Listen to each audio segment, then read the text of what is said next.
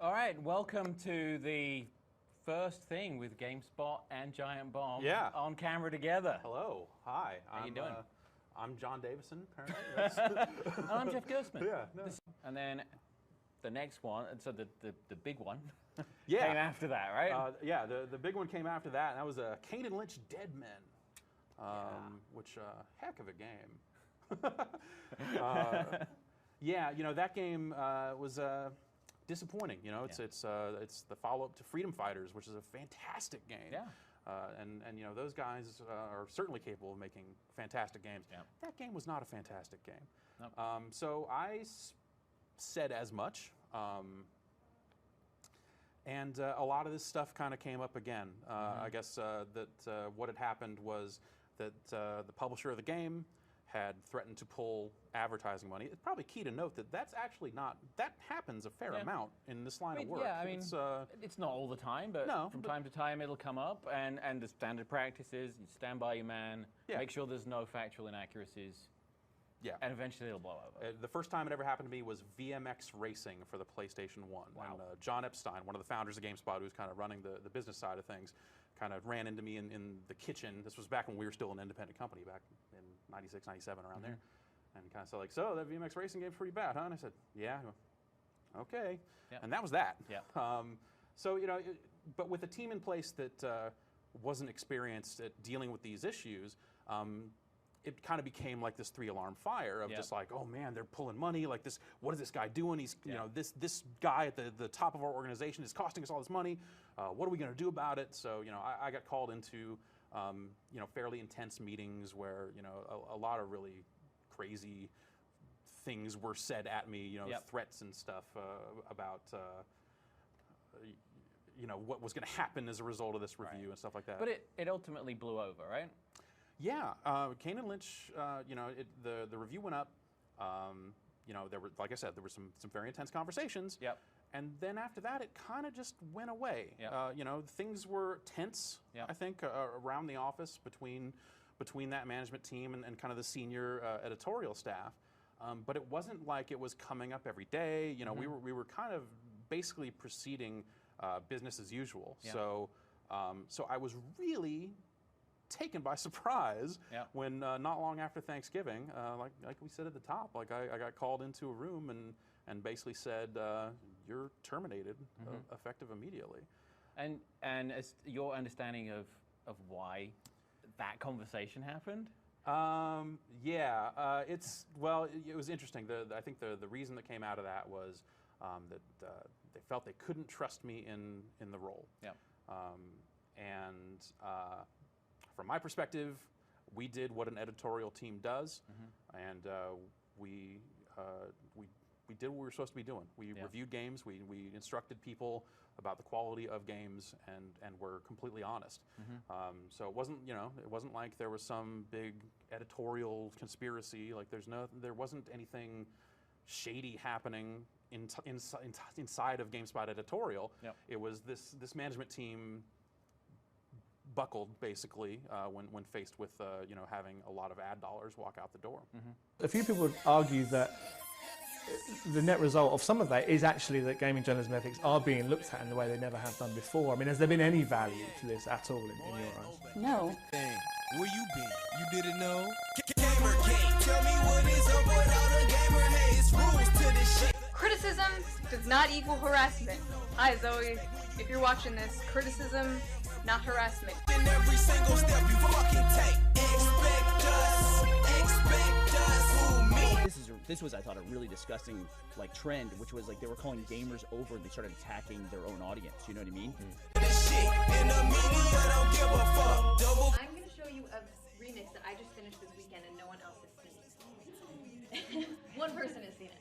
It's a soundtrack of one song, except I'm doing video games. So it's not exactly a fandom. I'm not a fan of video games. I actually had to learn a lot about video games in the process of making this. Believe it or not, Brianna, 8chan is not all about you. Dropping bombs on them, Nagasaki, Hiroshima flow. Corruption and otaku. How do you feel about video games? I still love them. Hi, my name is Anita Sarkeesian. I'm from Los Angeles, California, and my website is neonandchrome.com. And I just want to let you all know how amazing Alex's teleseminar secrets was. It really motivated me to get my own business started. Anita! Anita! Can I just say something to you? You suck at being a feminist. Who your daddy, how he taught you everything you know. Gamergate, tell me what is up with all the gamer hates. Rules to this shit. The internet is not to be contained. You know who to expect when you get caught doing evil things. Everyone is watching every single step you fucking take. Expect us. Who, me, not me. Have you heard of anonymous? Rules to this shit. And the media don't give a fuck. It's rules to this shit. And the media don't give a fuck.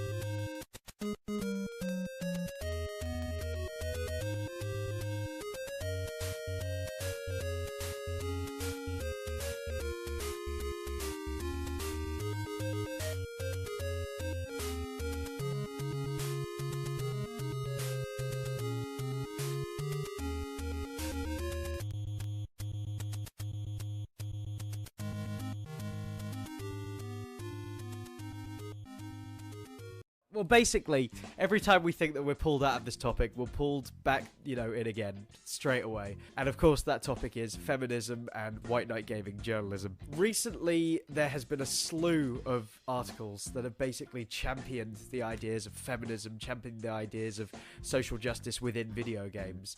And recently I was listening to a podcast by a comedian who I like quite a bit called Matt Lees. He's been a gaming journalist for a while now, and he's just started a new podcast called Dark Souls, which is quite good and very informative. And they got into the subject of, shall we say, sexual attributes in video games. And he suddenly went on a small sort of tirade with his friends about how it was ridiculous that there should be tits used to advertise mini games that you could buy on the App Store. And then they started saying, but it's okay because I've never met anyone who's been paid to give an opinion that doesn't agree with our opinion, which is effectively the liberal slant of... Exactly. And I instantly took to the comments because I can't help myself. And I gave a long response of, well, I think you need to look at the situation more holistically. The fact that social mobility and the way the love industry works in Japan is the reason why video games are as sexualized as they are out there. The way that a lot of people don't really take it as seriously as you think they do. The discussion that's not being had on whether or not it does affect gamers and whether or not they are just being turned into slavering animals as you think because they buy a game with tits, whether or not they do that at all. The fact that this is all just marketing. We all know that it's just marketing, that it's just being used as an advertising slant. Nobody takes it seriously. And the response I basically got was, oh, I'm not interested in this discussion. Anyone who calls it social justice warrior nonsense is just, has a wonky opinion. I don't believe tits should be in games to sell them. And if you want to unsubscribe to my Patreon, if you'll contribute to it, you're more than welcome to. Wow. And after, what can I do? I posted a small response afterwards that said that's not really what I was saying, but thank you very much, and I moved on. But I was quite disturbed that there has been this sort of growing trend amongst anyone who is even slightly in sort of the realms of professional reviewership, where they completely and utterly subscribe to exactly what propaganda is being put forward by... they swallow it hook, line, and sinker. Exactly. Being put forward by developers, being put forward by review sites, being put forward by people who have social anxieties that they want to advertise. And I'm just sick of it, really. I don't know why we're still putting up with it. Well, so essentially what you're saying is that there's a hive mind now where people are afraid to really disagree with each other, because if there's that disagreement, then their ideas will be called stupid. I mean, that's part of it. It's not even the fact that they don't want to disagree, it's the fact that they don't even want to have the discussion. Exactly. I mean, Jesus Christ, talk about ivory towers. I mean, it's funny that you mentioned the Metal Ease incident, because not too long ago, one of the most recent comments we've received on our White Knight Game Journalism After Hours was some gentleman basically dismissing the entire debate with a snide, "Oh wow, now that's a 40-minute circle jerk I never want to hear again" comment. And albeit there's a good chance that this guy is not listening to this right now, one thing I would like to ask is this. Sir, if two people who more or less agree with one another, imploring their listeners to look at the situation from multiple angles versus letting their biases get the better of them as a circle jerk, then, pardon me, but what words would you use to describe this pantheon of internet demigods who've preemptively decided that theirs is the only way to look at these matters and have absolutely no desire to listen to any dissent? Yeah. Because again, the YouTube guy could have been facetious, you know, he could have been trolling, but, you know, this Metal Ease fella, that's like the textbook example of everything we've been talking about all this time. It was almost word for word what he said. We're winning. Nobody is paid to have a different opinion, and that to me suggests a totalitarian view rather than a, you know, a victory. Yeah. Right. Yeah, and it's incredibly disappointing to see that people still act that way, in that they try and shut each other down instead of having an intelligent discussion. We see that social justice warriors are pretty much the dominant mindset these days, or at least what they believe in is what society itself largely values, you know, so it's just bizarre to see that they try to shut down contrary opinions as if there was no such thing as free speech. It's kind of weird in a way. Wouldn't you want to hash ideas out so we could grow as a society? Yeah. Right, if you believe the truth is on your side, what exactly do you have to be afraid of? Yeah.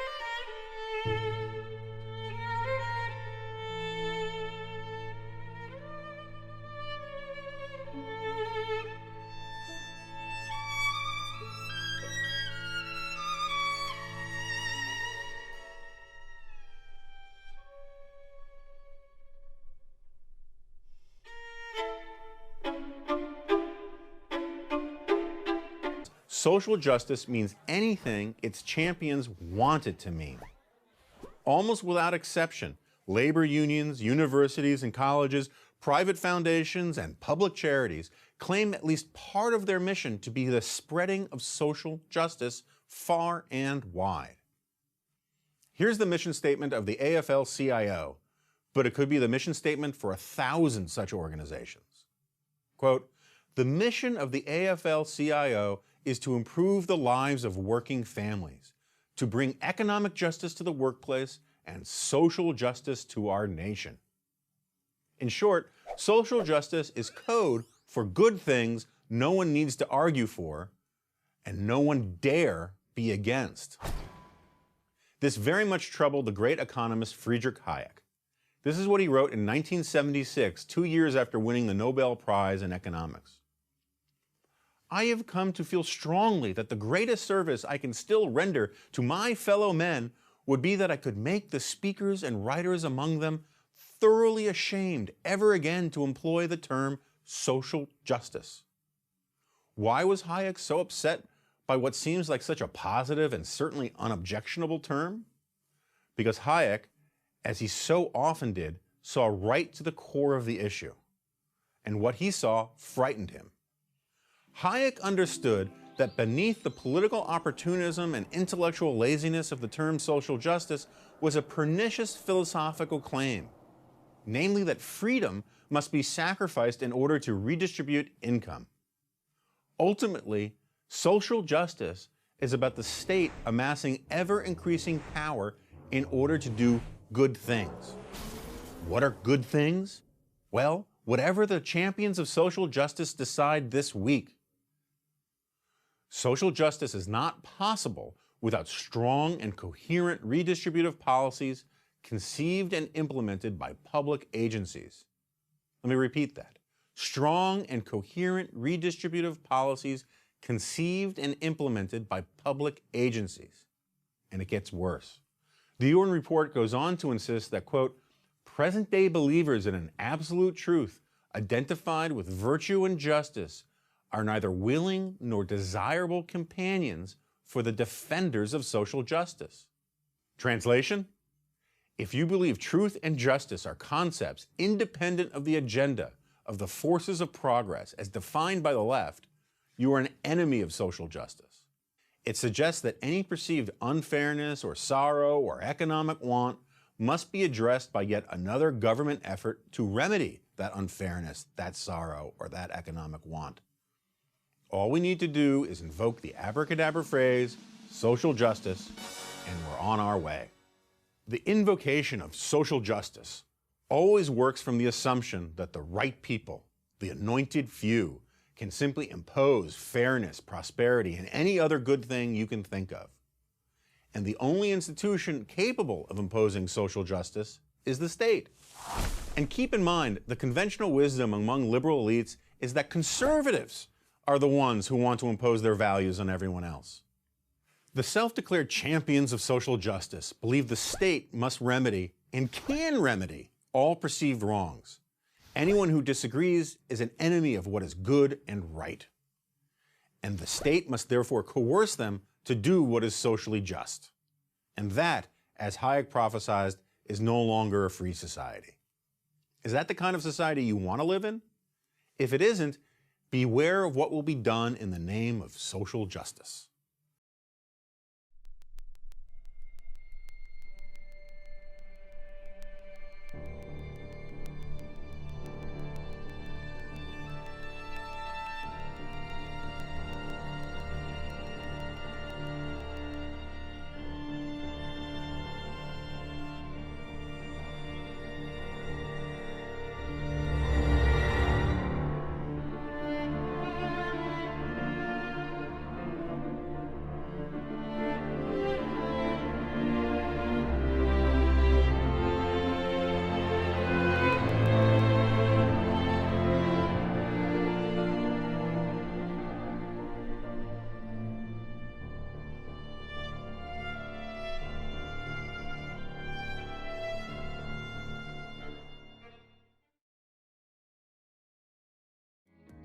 Refers to her as.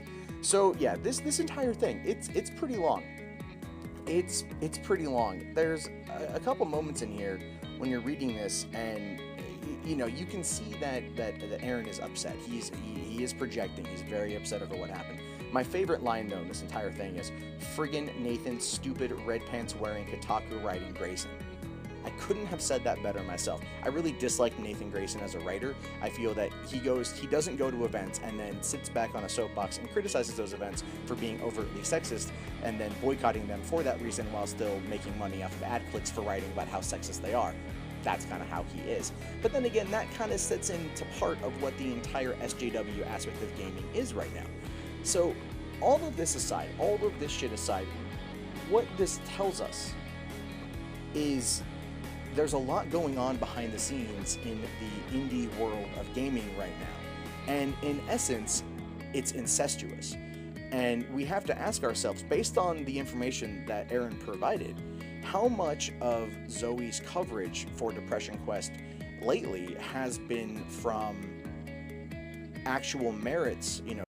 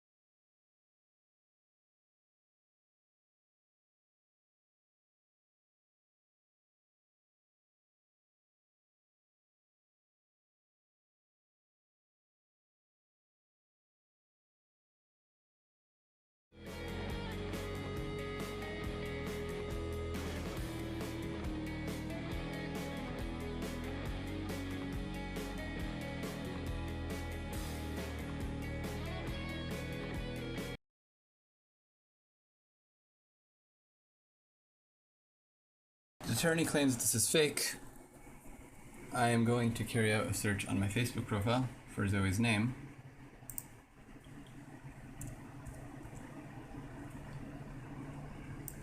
There it is, and if I click it, you see the URL change to her old username.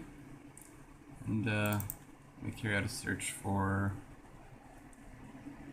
once during Game Jam. So the search messages, and Zoe's comes up.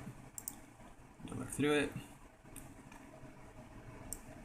And here we have the messages that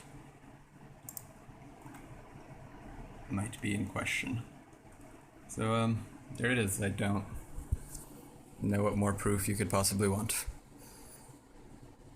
It's a very long and complicated post to dissect, but a lot of this boils down to just the quality of person that she is, and how she's represented as a voice for equality in the gaming industry. Considering the fact that her entire mindset is, oh fuck, don't rat me out, please don't rat me out, I don't want to lose my career. He says here, I'm gonna read you this real quick. He says, "You've already done damage control on that front with your tweets. I think, if anything, people might think you're stronger for it," she says. "And the fuck-ups are my own, but I didn't know that she existed when it happened." She's talking about Jason, Jason's wife. "I felt horrible about this for a while, and he can still fire me. The rev share contract isn't in place, and this can fuck over the rest of the team." Aaron says, "I don't think he would fire you because of something the boyfriend he obsessively goaded you into cheating on did." Implying that she didn't cheat on him willfully, which I find to be interesting, but I do want to talk about that here in a second. She responds back with, "What if she demands it? What if she goes public? What if she tells the team? Like, this can hurt a lot of people, which is why I wanted fucking more than 5 minutes of getting yelled at and treated like a criminal to just breathe and calm down so I could do it not panicking. Because games as a whole can lose one of its only strong voices for equality because a woman's sexuality at all being public can sink that fucking ship. The harassment would get worse. It's a lot of stuff, just the process." And then he says, "I will ask her to consider the consequences." And then she says, "Ugh, don't tell her to go public. Fuck, just don't put that thought in her head. Jesus fuck." So here you've got a woman who is confronted, not even a woman. Let's remove that aspect, because I don't feel that plays into this, and that's what's going to be brought up quite a bit. You have a partner who cheated on their partner with a married person. The angered party wants to locate the contact information of the married person's spouse and reveal that information to them. And here you've got the cheater saying, "Please don't, this is going to hurt my career." Report of a fire. Engine 6, Engine 16, Engine 19, Ladder 28, Ladder 13, Medic 18, Rescue 111, Battalion 2, Tamarack Boulevard and Morse Road. Report of a fire. Engine 6, Engine 16, Engine 19, Ladder 28, Ladder 13, Medic 18, Rescue 111, Battalion 2. Respond on Battalion 2 fire ground.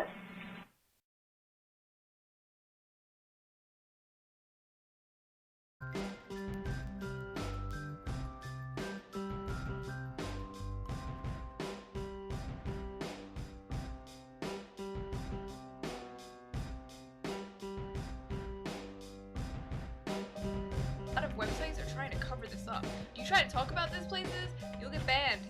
It will get removed. It will get pruned. It will. You're not allowed to talk about this.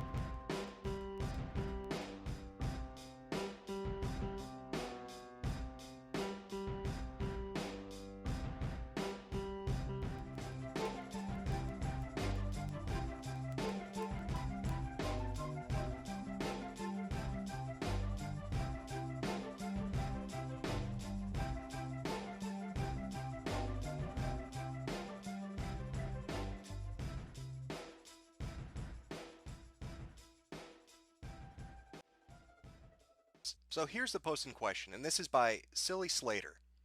I'm going to read this verbatim, and I really want you to take in what she's saying, and then I'll focus on the really disgusting part of this. So, Silly Slater posts, "She fucking doxed me. Ruined a production for women, refused to contact us, and is currently taking money for a game jam with no start date, no location, and no judges. Okay, here is my story. We ran a group that literally said, any woman come up with an idea for a video game, we'll give you concept art so you can pitch your game, and we'll put all the pitches online. The internet will vote on the best one, and we'll make that game and give the profits to charity. If you get a lot of interest online and want to make the game on your own, you can leave the contest at any time. Literally everyone that was in the top 5 didn't have programming experience, so they couldn't make their own game." She was like, "Why do you expect women to work for free to make games?" We said, well, they get 8% of the money as royalties, and they just have to give an idea. Other people will make the game, and the profits go to charity. Doesn't matter, it's oppressive. She started a fucking Twitter storm, crashed our website, got my personal information doxed, got us banned from Twitter. We email reporters what's up, and they're like, duh, if Zoe says it's oppressive, it must be true. Maybe you should give her money for Rebel Jam, which has no start date, location, or any other information, but totally isn't a scam. This happens at 3 other major publications. We literally said we'd pay her to consult on future projects, and we'd close down the contest if she would explain to us what exactly is offensive. No response. No response at all. Unless a reporter contacted her, and then she's the victim. All this information is fucking online. The pitches are online. We did everything we said, but no online journalist will publish the story. Please vote. Even if we don't raise enough money, if we show there's enough interest, we can get a winner a grant to make their game. I'm literally making no money on this contest. I just wanted to focus on something other than women being oppressed. I wanted to show that they made good games, and everyone said that's not what women in games want to talk about." And they were very against this. They said that women should focus on education and that women shouldn't be really engaged in capitalist enterprises like this. And one of the issues that we had is, at this point we weren't describing it as the gaming community, we were just discussing it as men in general, that men seemed to be really interested in this because it allowed them to objectively do something. And we said that, we actually asked them, this seems like a really good way to get men. How would you get men involved in a feminist concept like this? And then they laughed openly in our face, like almost in a like cartoon villainy sort of thing.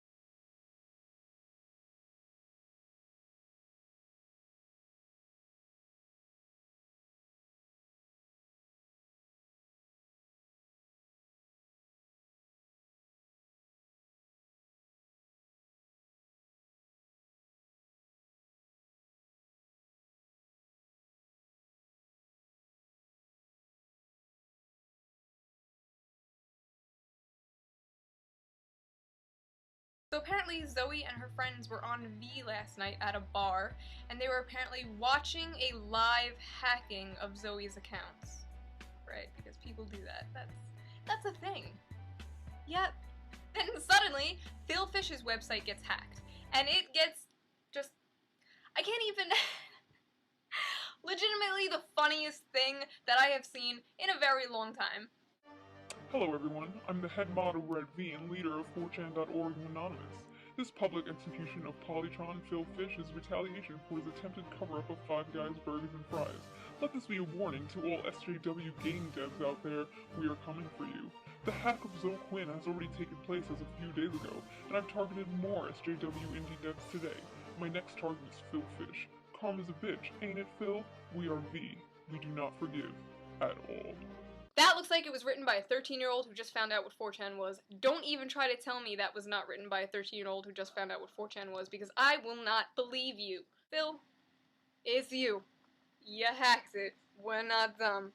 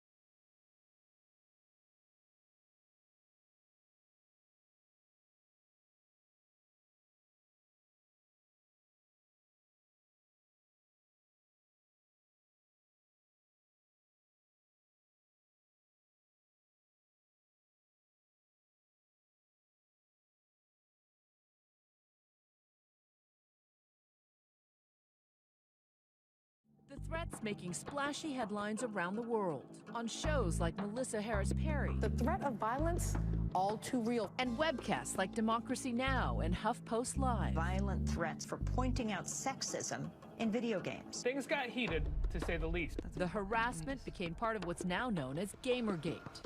What started as an online spat about the ethics of gaming journalism quickly escalated into a full-blown culture war.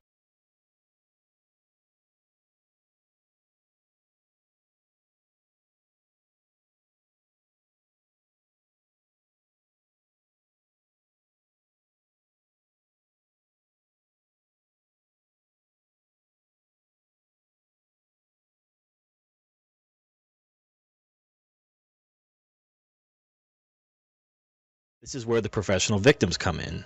Both parties benefit. The media gets a competent quote-unquote expert about a given issue, and the professional victim gets fame, exposure, and most importantly, money. The way to know you're dealing with a grade A professional victim is when they insert themselves into controversies that have absolutely nothing to do with them, and completely hijack the narrative, with the help of the journalism media, of course. Let's think about Gamergate. Now, for those of you who don't know, Gamergate is about games journalists who are supposed to rate and review games for the benefit of the consumer, which has recently been exposed as being in bed, literally in some cases, with developers. A developer makes a shitty game, and these supposed journalists give it a high score, because they were either directly paid, as is the case with major developers, but in the case of indie developers, the journalist may personally know the developer, sometimes in the biblical sense. Now, this corruption was exposed when the ex-boyfriend of one of these indie developers ranted online about the men, including journalists, that his girlfriend was screwing. And when consumers went to the publications that employed these journalists, you'd think they had been fired or something. But instead, these games journalists circled the wagons and declared that gamers were dead, and that gamers were hateful, misogynist bigots, and then it was on. Now, Gamergate is pretty old news at this point, but it's important to understand what it started out as and what it's always been about. So, I have a question for you. What does Anita Sarkeesian have to do with Gamergate? She's not a developer, she's not a journalist, she's not even a gamer. She admitted on camera she doesn't play video games, and stole the game footage she used in her videos from other people and didn't even credit them or ask permission. However, Google any mainstream articles regarding Gamergate, and it's all about Anita Sarkeesian and her crusade to stop women from being in video games unless they meet her contradictory standards of how she wants women portrayed in video games. Now, Anita Sarkeesian is just one recent example, but there's another one. What does Brianna Wu have to do with Gamergate? Now, unlike Anita, she actually is a developer, but I haven't heard anyone admit to having sex with her in exchange for favorable ratings. What she did was taunt supporters of Gamergate with a meme on her Twitter.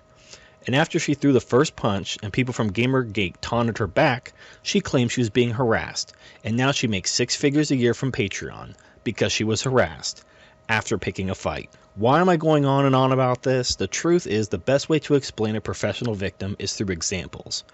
Anita Sarkeesian raised over $150,000 on Kickstarter to make YouTube videos. I'm making YouTube videos, and I didn't get shit. She also gets paid $5,000 whenever she speaks at an event. Brianna Wu makes over $150,000 a year from Patreon alone. Being a victim is business, and business is good. Now, Anita Sarkeesian and Brianna Wu are good examples of professional victims, but they pale, pun intended, in comparison to the biggest professional victim in the world, the ODB of SJW, Reverend Al Sharpton. Now, I realize that this video series is about feminism, and Al Sharpton is about racism, not sexism. However, Al Sharpton has been around for decades, and he literally laid the groundwork for contemporary professional victims like Anita and Brianna. He's a living legend, and no analysis of professional victims would be complete without examining the good Reverend. So when you think of Al Sharpton, you probably notice how he's always on the scene whenever there's an incident involving assumed white racism. Trayvon Martin, Michael Brown, Eric Gardner. And that's only in the last couple years. He inserts himself into the controversy and speaks on behalf of others. He makes himself the go-to media personality. He even has his own show on NBC, and this guy's a total dipshit. What? But resist we much. We must and we will much about that be committed. Why is this guy so influential? Well, to explain that, we have to look at his organization, the National Action Network. I'm going to read an article from the New York Post from January 5th, 2015. Not the whole thing, just a small portion. It's from about 2 weeks ago. It's called How Sharpton Gets Paid Not to Cry Racism at Corporations. The following is from a section in the article called Cost of Doing Business. Sharpton raised $1 million for National Action Network at his 60th birthday bash in October, with donations rolling in from unions and corporate roster of contributors including AT&T, McDonald's, Verizon, and Walmart. Companies have long gotten in line to pay Sharpton. Macy's and Pfizer has forked over thousands to National Action Network, as have General Motors, American Honda, and Chrysler. National Action Network has repeatedly and without success asked GM for donations for 6 years, beginning in August 2000. A GM spokesperson told the Post. Then in 2006, Sharpton threatened a boycott of GM over a planned closing of an African-American-owned dealership in the Bronx. He picketed outside GM's Fifth Avenue headquarters. GM wrote checks to National Action Network for $5,000 in 2007 and another $5,000 in 2008. Look, it's obvious when you look at the evidence that Al Sharpton doesn't give a shit about black people or black progress. He waxes indignant about black car dealerships being closed down, or things like disparity between blacks being promoted at lower rates than whites, but once you cut him a check, fuck those people. He doesn't care about the people who lost their job or didn't get promoted. He knows these companies are not racist, but he also knows that he has a corrupt media that will support him in calling them racist, and they had better pay up. That is the professional victim.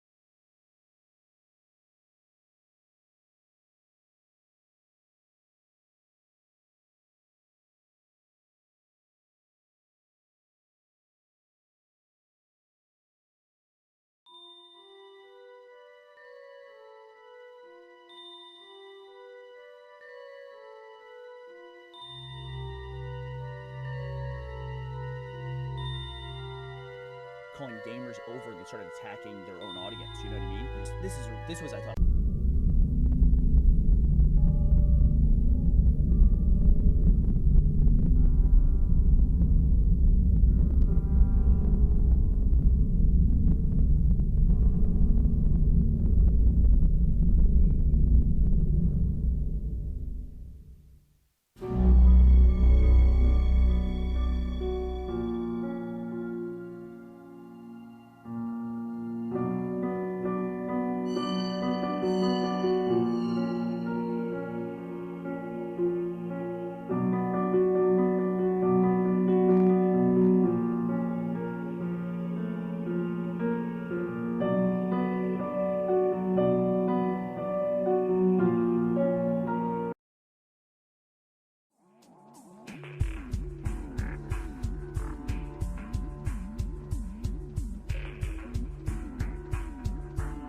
So out of the midst of the Gamergate tag, another tag comes along called Not Your Shield. And Not Your Shield is basically minorities and women and gays and trans all saying, listen, SJWs, don't use us as an excuse to run away from criticism and to run away from logic.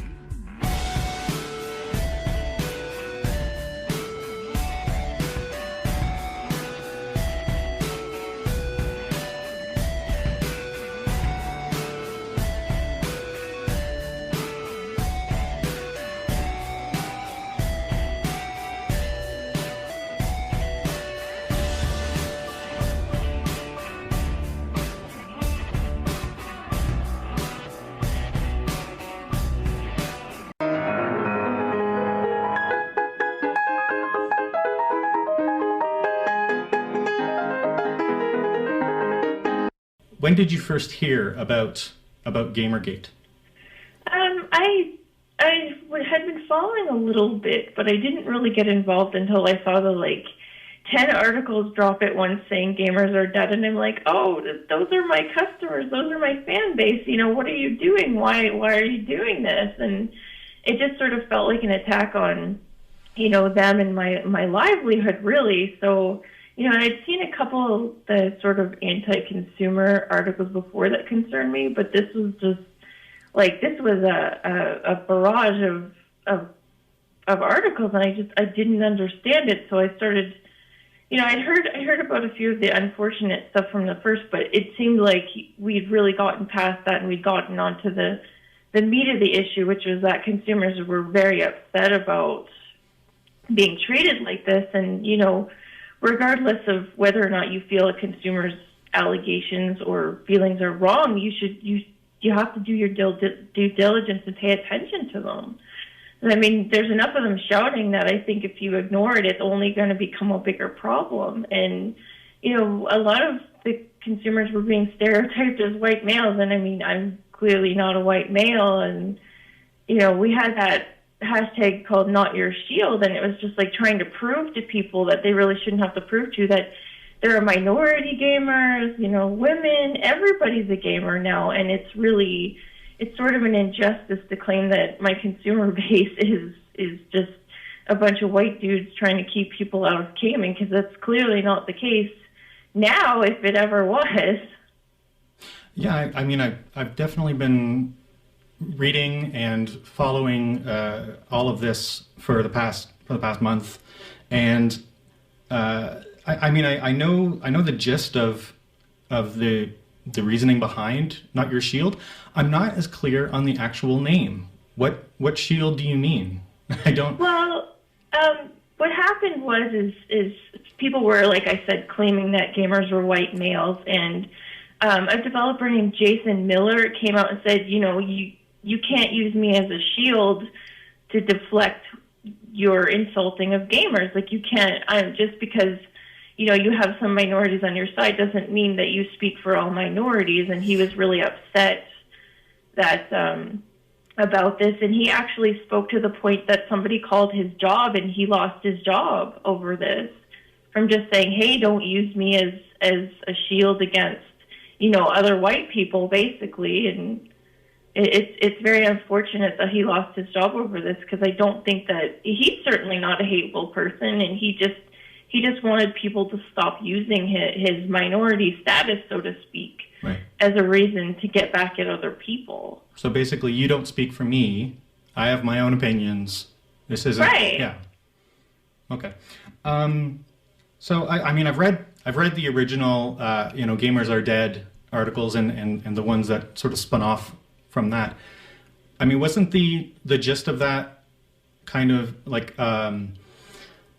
because gaming is so ubiquitous that so many people are into gaming that it's not really a group anymore. It is it's like anyone who picks up an iPhone is a gamer. So the label gamer doesn't really mean anything anymore.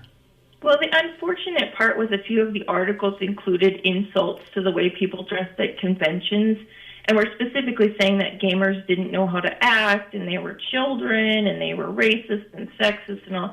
So the problem is that, well, yeah, like most people play games now, they were attacking sort of what they perceived as the old version of the label with some very demeaning terms. Right. And I think that's honestly what got most people going. Like, most people are pretty accepting if you say, hey, I play games. People are like, oh, that's cool. But it's just when you say, oh, well, you're people in plush mushroom hats, like attacking women, people are like, hey, wait a minute, that's not us. And I consider myself a gamer, and I don't do that. So why are you saying that? So it was a perception thing that I think maybe they got across poorly. And, just the barrage of those articles is just like, it does feel like an attack. Even to me, I was like, wow, what is this? It's not worded very well. And when people said, hey, this isn't worded very well, they're like, oh, stop being, I think someone quoted saying misogynerds. And it's just, again, using that term nerd very insultingly. And it is a nerdy hobby. Like, we're all kind of nerds these days, more so than 20 years ago. So it just feels like almost trying to turn this into a class of people. Like, you've got the lowly gamers and nerds, and here are the people who understand true art at the top, and you're all plebs for lack of a better word. And it's like, hey, wait a minute, we're all people from all different kinds of backgrounds, and whatever they feel the label is dead now, some people do feel that it's an identity and it's part of their life, and it feels like an attack. Mm-hmm. I was following you on Twitter to do with the CNN article about Intel pulling its ads from Gamasutra, and and I agree, they got this wrong, that Anita Sarkeesian, it was her most recent video that spurred this. And I don't think that's factually correct. No, it's not. Yeah. I mean, when I wrote my article,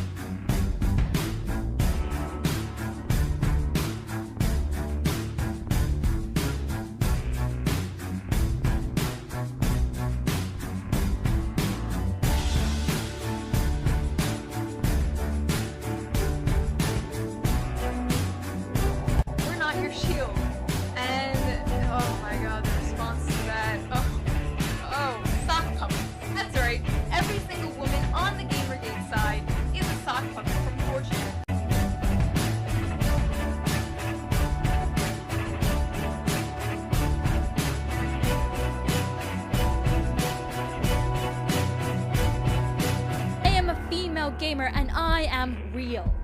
And I shouldn't have to justify myself in this day and age of gaming. In fact, I don't. I don't have to justify myself to other gamers. None of us girl gamers do. We just have to justify our race, gender, and sexuality to gaming journalists, to the radical feminist game devs, to the social justice warriors, and the anti-Gamergate supporters. And that makes me sick. How dare you say that we're sock puppets? You. My name is Cyfox, and I support Gamergate. And I am not your shield.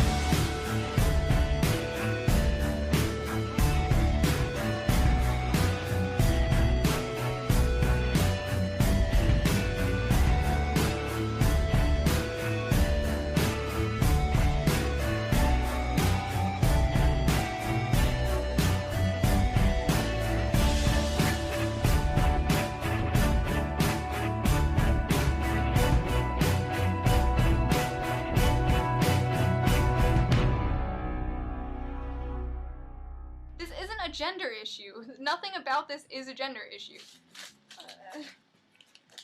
White cis male. I'm a woman. Internal misogyny. Whew. That was close. Are you serious? You're implying a woman can't have her own opinion? You're oppressed. You can't tell me otherwise. You don't exist. You're a sock puppet from 4chan. La la la la. Blocked! Blocked! Blocked! Blocked! Blocked! Blocked! Blocked! Blocked! Blocked! Blocked! More patriarchy! More patriarchy! More patriarchy! More patriarchy! More patriarchy! More patriarchy!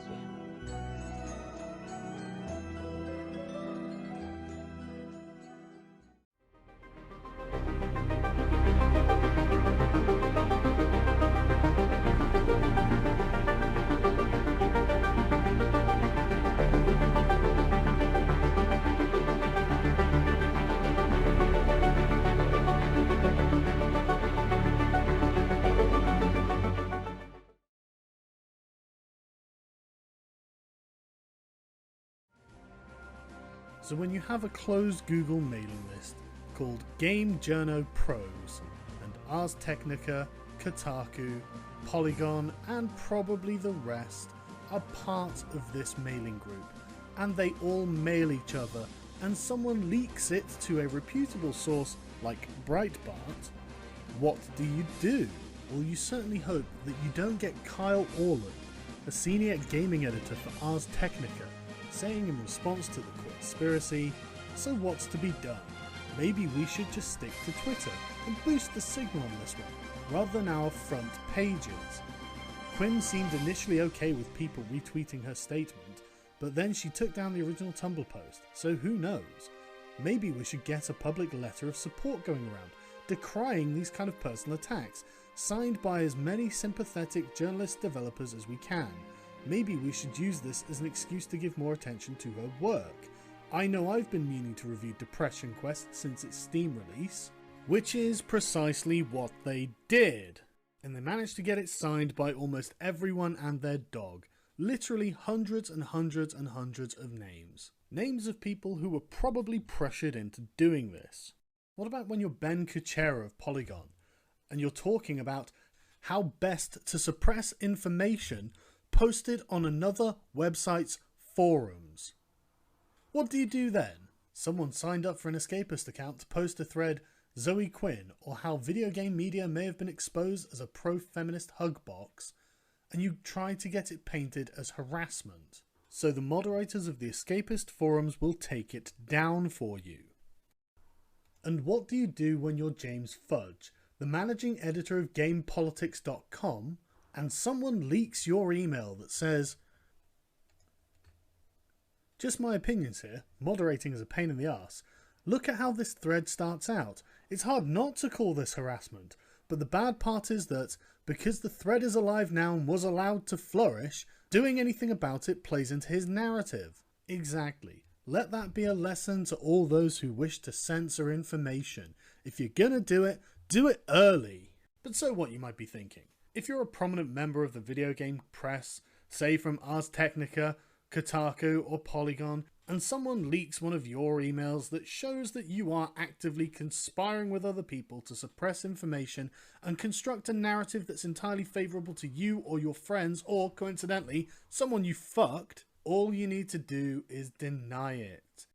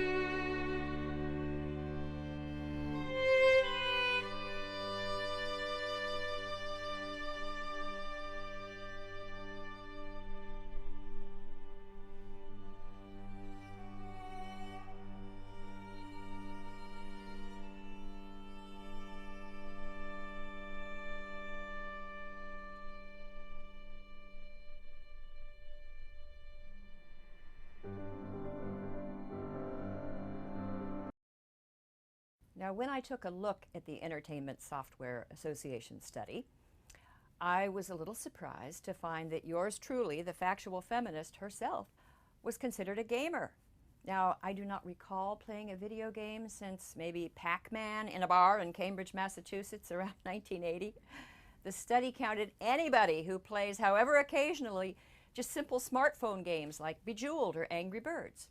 Now, I don't fault the researchers for these findings. I think it's great that the world of games is expanding and that there are more women creating and playing games. But a distinction is in order. There are casual game players and there are the hardcore gamers for whom highly complex competitive video games are a primary life passion. And adult women are not the key demographic here. Researchers at UCLA, they have been studying the pastimes of college freshmen for more than 40 years.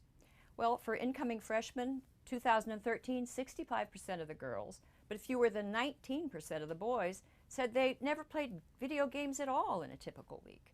Now, among the hardcore gamers who play more than 20 hours a week, the ratio of boys to girls is about 7-to-1. Now, this is a huge gender gap, and it has persisted for decades. Now, it looks as if this gender gap is fairly constant. Are there video games that are rife with sexism? Is that true? Do they promote a culture of misogyny and violence that must be dismantled? Well, my answer is no.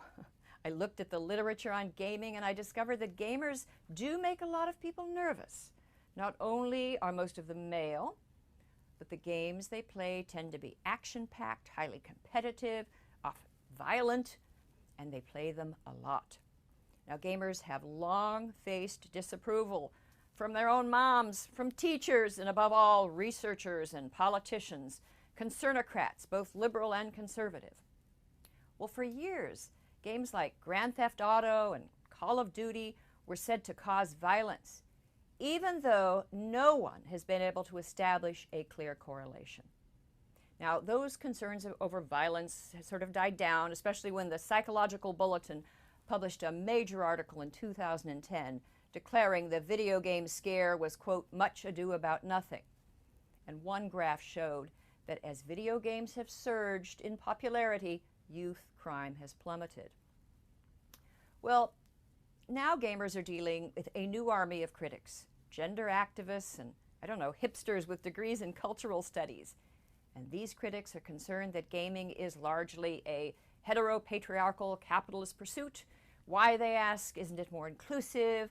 Why must there always be male heroes? Why are females portrayed either as damsels in distress or sex objects? Now, these critics have made some useful points about sexist tropes and narratives, but they do a lot of cherry picking and they ignore the fact that the world of gaming has become inclusive. There are games that fit a vast array of preferences and games with responsibly proportioned and appropriately garbed female protagonists. Yet the video game gender police have become so harsh and intolerant, relentless. Many of them want more than women on both sides of the video screen. They want the male video game culture to die. Now, male gamers as a group do evince a strong preference for games with male heroes and sexy women. Now, could that be because they are male? There is no evidence that these games are making males racist, misogynist, homophobic. In fact, all the data we have suggests that millennial males, and these are people born and raised in video game nation, they're far less prone to these prejudices than previous generations. Now, imagine if a group of gender critics attacked women-centered shows like Oprah or The View or women's magazines for privileging the female perspective and marginalizing men, treating them as the other. So what exactly are you criticizing men of in the video game industry? Of not being women? Guilty. I mean, the fans might be tempted to tell them to bug off, find your own shows. And that's what many gamers have done. And most did it with logic, evidence, and humor. But recently, 2 feminist critics received and publicized email death threats. Now, no one knows who sent them.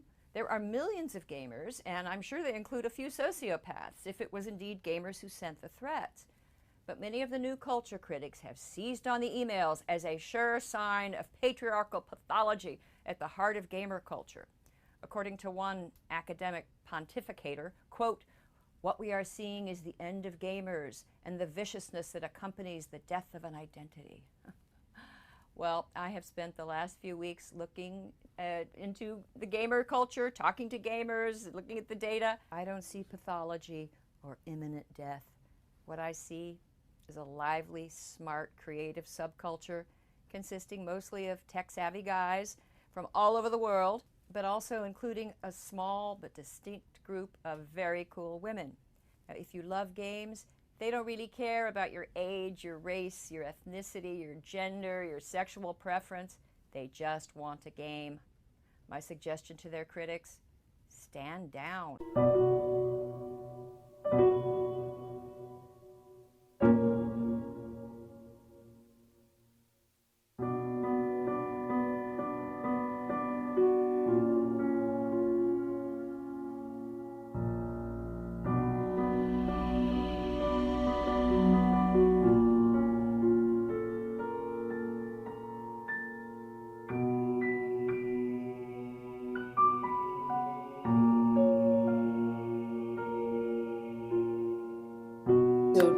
Hi everyone, this is Syrian Girl, and this video is going to break down the Law & Order SVU episode, Intimidation Game, which whitewashed Gamergate and trashed gamers. The fact that SJWs have enough pull to have an SVU episode made should be yet another example of how far up this corruption goes. Shows like SVU and Homeland Security are useful tools to push the State Department agenda, and this is no different. I had already warned that the episode was going to portray gamers as rapists, and I said it was going to blow up in their faces. That is pretty much exactly what happened. So let's see what SVU and its backers want us to believe. This video contains sarcasm. Law & Order, Professional Victims Unit. The theme is set when we are told that boys are inherently violent. You know, he's not a baby anymore. He's his own person. It's like such a boy. You know, last weekend we had this play date with these two adorable little girls, and you know, they sat quietly. They just had a little tea party with their dolls, and girls are made of sugar and spice and everything nice. And you know, within a half an hour, Noah had broken the teapot and another one of their toys, and then he fell off the couch. He split his lip, and then proceeded to pull all of the books off the shelf. Sounds like a boy. Boys run around, they break things, they hurt themselves. It's in all their DNA. Now they cross to video games to make the viewer associate video games with violent men, as if to say women can never enjoy violent games. Move and I'll blow your head off. Throughout the episode, women are presented as ignorant about video games and have to have everything explained to them by a man. Okay, I'm not going to understand a word that anybody's saying about this, so Finn, why don't you come with me to interview Sarah? Cobbs? Kill or be slaughtered. First-person shooter, a shoot-'em-up game. It's a game? It's like a user hack of the game. There were two of them. They were just like total FALs. That's not even a thing. Failures at life. Doxing's when you publish personal information, phone numbers, passwords online. Forums for players to rate games, comment, fulminate, spew. Yeah, I got that, Carissa. Campers. What's a camper? They are not noobs. Noobs? Virtual reality. Virtual reality? It's like you're actually inside of the game. I'm good. An innovative new technology? She's good. As a woman, she's presented as being above video games, and gamers are presented as man-children.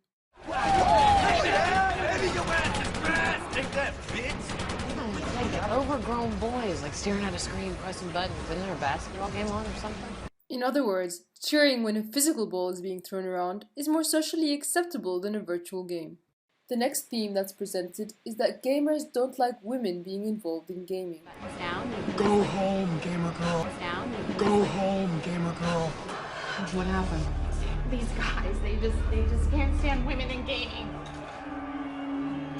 But Sarah told me that the guys who did this don't like women in gaming. Well, in their world, developers like God, and some guys aren't ready to give a girl that power. The SVU writers seem to have no idea that women have been game developers since the creation of games. Roberta Williams since 1978, Carol Shaw since 1982, and Kim Swift, the creator of Portal, one of the most popular recent games ever made, who the majority of gamers love. Why in these 30 years have these women never been attacked if gamers hate women so much as these SVU writers claim? I think these writers are so old and out of touch, they must think we're still living in the Stone Age. I'm being called the face of women in gaming. Women in gaming? What did I expect? That slut Reyna deserves all the pain that's coming to her. Her game is derivative, mind-numbing garbage. She's a whore. If you criticize a woman's crappy game, then you're a misogynist. There's a lot of haters out there that think she slept her way into the business. Oh, right. She's engaged to that venture capitalist, Stephen Kaplan. Oh, okay, so because her fiance has money, that means she has no talent. Delegitimizing concerns about nepotism and cronyism. How do these people sleep at night? This is exactly what Gamergate is about, and they're whitewashing it because they too are cronies. If Miss Punjabi hadn't banged the money man, Stephen and I are getting married. Is that supposed to be the equivalent of Zoe Quinn having a relationship with a game reviewer that gave her non-game an award? Nobody cares who she's dating, it only matters that there was a conflict of interest and it wasn't revealed to the public. The whole Zoe Quinn thing is a red herring anyway. The cronyism goes all the way to the top, as seen by the strings that pulled off this episode. so you'd agree that the criticisms of your work are rooted in misogyny? This guy's supposed to be on her side, and he's still giving her a hard time. Why is he supposed to be on our side? He's a journalist. You're roping me into a feminist debate. I'm here to discuss my game. If the game isn't about feminism, then why is it called Amazonian Warrior or Social Justice Warrior? They're trying to say that people are pissed off for no reason other than the fact that she's a woman. These guys want Reyna Punjabi out of the gaming world. Just because she's a woman. Guys who play it hate games like Reyna's. And why's that? Amazonian Warriors is non-violent and non-stupid. In other words, women can only make games that are non-violent. There's nothing in the game for them to be angry about. You can choose how you play. You can wage peace or war. I thought they said it was non-violent. Or have a patriarchy or a matriarchy. A patriarchy or a matriarchy, but no option where men and women are equal. Be eco-conscious or industrialized. I know. I read on Kotaku that it's better than Civ 5 with the Brave New World expansion pack. Yes, we would read that in Kotaku. Now we get to see Amazonian Warrior, which implies women make games about creation rather than destruction. The good of one is the good of all. Hunt, build, forage, create. Farmville. They say that history repeats itself, but now it's up to you to get it right. Now that women are in charge, we can get it right. Because women are inherently non-violent. Just look at Hillary Clinton. Yes, we came, we saw, he died. She's a whore. Find the Amazonian warrior in you. Rule a land of your own creation. The goal? To get it right this time. How can we change the mistakes of our past to create a more Laser perfect pointer world? rope. That sounds so creepy and insidious. Now they associate gamers with violence and sexual assault by using amateur juxtaposition.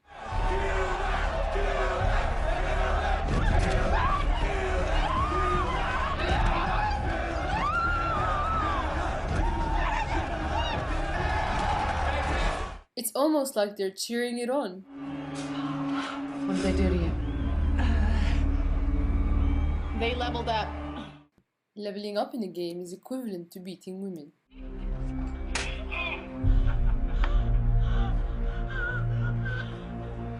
Yeah, they were like young, they were white but pale. They were cis white males. Like kind of skinny. That's 80% of the crowd. He passed. No, the kid. That's my son, Anthony. He's away at college. Does he play video games? Yes, why? If your son plays video games, then he's probably a violent rapist. Where does he play? You don't know what your sons are really up to in those basements. Even if he wrote these messages, he would never want to rape? Sorry, ma'am. You may think you know your son, but he's probably leveling up in your basement as we speak. Of a movie. I've been reading articles online. Were those articles by Kotaku? I mean, is this Noah's future? Adolescent boys playing cyborg cowboys and Indians? Mothers, be afraid. Your son may become a gamer. He may play cowboys and Indians virtually. In other words, become a violent rapist. Great. Then do you think that they're still following a gamer script? What's a gamer script? I bet it involves rape according to SVU. Rape is a mod in level 16 of COMS. So 20 years of gaming or whatever it is you do with that controller finally paid off. The implication being that video games made him good at shooting, not his training as a police officer. Ironically, they go on to say that it's gamers that don't know the difference between a video game and real life. See, I know the difference between video games and reality. Those guys didn't. Level completed. This is a game to them. No, it's real, and what's a game? Recoil. Not like shooting a video game, huh? Actually, it's exactly the same. All right, you need to think. Meanwhile, these SJWs can't tell the difference between reality and an SVU episode. If it wasn't enough to portray gamers as women-hating rapists, they also had to portray them as ISIS. I realize now that gaming is no place for females. صليل الصوارم نشيد الأباء ودرب القتال طريق الحياة. Sounds crazy? Only as crazy as the Dell executive George Reese.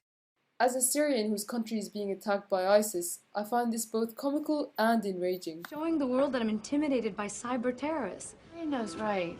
We do that, the cyber terrorists win. This link was just uploaded to Red Channel. This is what happens to slut bitches who mess with gamers. Notice he said gamers, so it's associating all gamers with ISIS terrorists and rapists. So that the player is...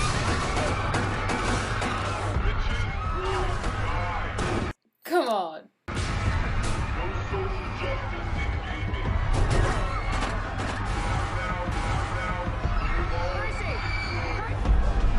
Lost her. Where is she? I don't know. Wrong answer. Detective, she's up there. Shut up, bitch. Keep your mouth shut. How did they manage to hack a billboard? Even the Syrian Electronic Army couldn't do that. Were you done? Now, NYPD detectives were aware of possible threats and were inside the Birch Pavilion at the time of the kidnapping, but were unable... Embarrassing. Say the game! Drop that gun! Okay. Got it. Now that gamers have been sufficiently demonized, we'd agree that shooting them would be okay. Violence is okay, so long as it's not virtual violence. Thank you, SVU, for that important lesson.